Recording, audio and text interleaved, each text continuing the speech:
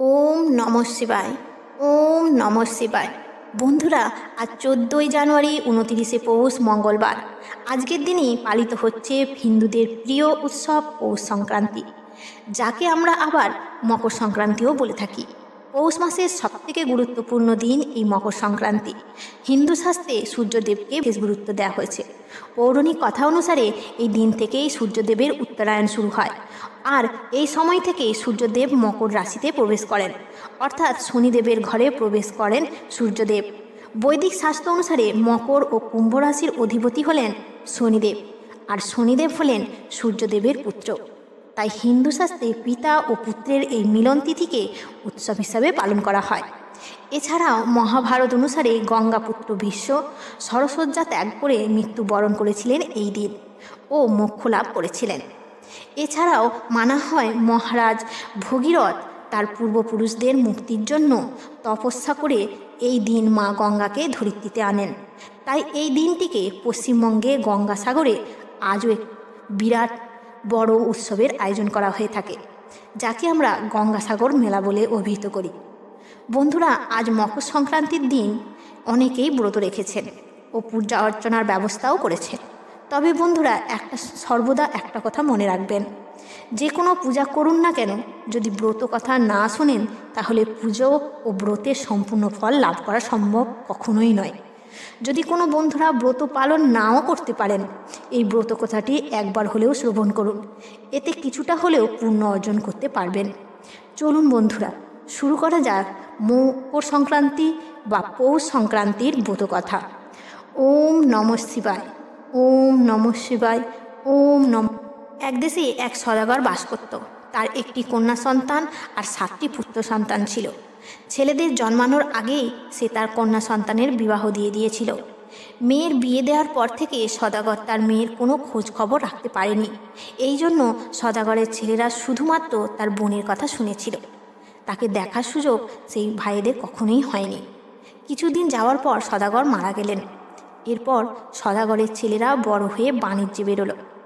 বাণিজ্যে বেরিয়ে তাদের খাবার জোগাড় করার জন্য তারা একটি নদীর একটা মোহনায় তাদের ডিঙিটা বেঁধে রেখে খাবার ব্যবস্থার কথা ভাবছিল।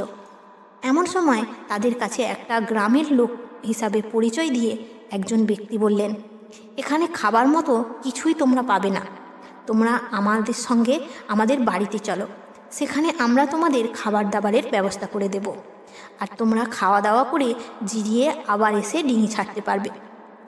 ডিঙি এখন এখানেই বাঁধা থাক। সওদাগরের ছেলেরাও দেখল যে এখানে কোনো দোকানপাট যখন দেখতে পাওয়া যাচ্ছে না, তখন এদের সঙ্গে যাওয়াই ভালো। এই ভেবে তারা ওই লোকের সঙ্গে তাদের বাড়ি গেল। বাড়িতে নিয়ে গিয়ে সেই লোকগুলো সওদাগরের ছেলেদের খুব খাতির যত্ন করলো আর বলল, আপনার জল খাবারের খেয়ে এখানে খানিক জিরিয়ে নিন, আর এখন আমি যা কাজে বেরোচ্ছি, কাজ থেকে শীঘ্রই ফিরে আসব। এই কথা বলে তাদের জন্য জলখাবার এনে দিল। দিয়ে একটু পরে তারা বেরিয়ে গেল। সেই বাড়ির ভেতরে একটি বউ রান্না করছিল।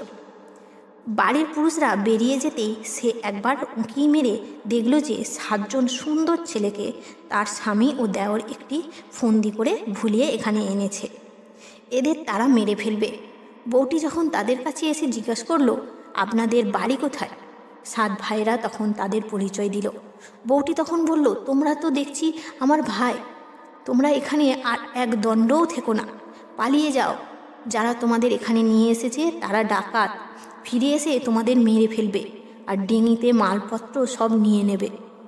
তোমরা যেমন করে হোক এই বাড়িতে আগুন লাগিয়ে বেরিয়ে যাও, এখান থেকে পালিয়ে যাও। তোমরা যাওয়ার সময় উত্তর মুখ যেও। সওদাগরের ছেলেরা তার কথা মতো বাড়িতে আগুন ধরিয়ে দিল এবং ঘাটে পৌঁছে তাদের ডিঙি ছেড়ে দিল। ডাকাতরা সেই সময় বাড়িতে ফিরছিল। তারা দূর থেকে দেখতে পেল যে তাদের বাড়িতে আগুন লেগেছে। তারা ছুটে এলো আগুন নেভানোর জন্য। এসে দেখল যে সওদাগরের ছেলেরা পালিয়ে গেছে। বউটি তখন তাদের বলল যে তারা দক্ষিণ দিকে যাবে বলে বলছিল।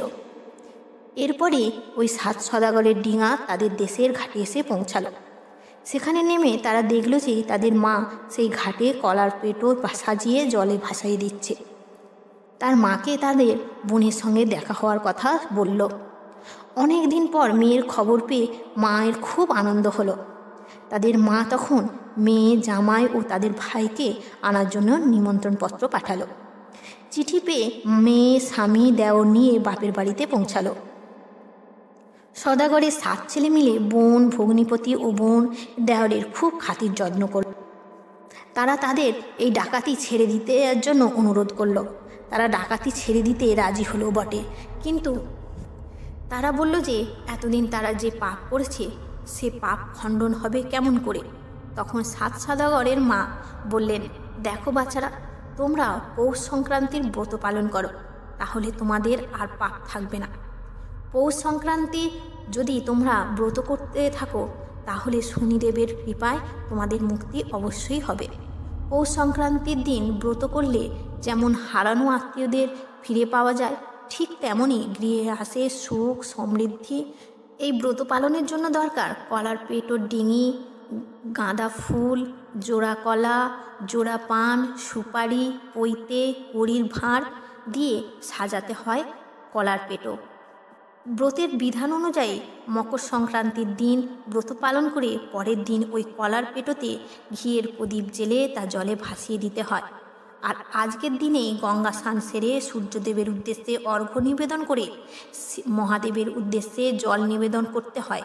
যদি বন্ধুরা আজকের দিনে মহাদেবকে জল নিবেদন করেন তাহলে আপনার সকল মনস্কামনা পূর্ণ হবে। ব্রত নিষ্ঠার সাথে পালন করুন ও সূর্যদেব ও মহাদেবের আশীর্বাদ লাভ করুন। জয় মহাকাল।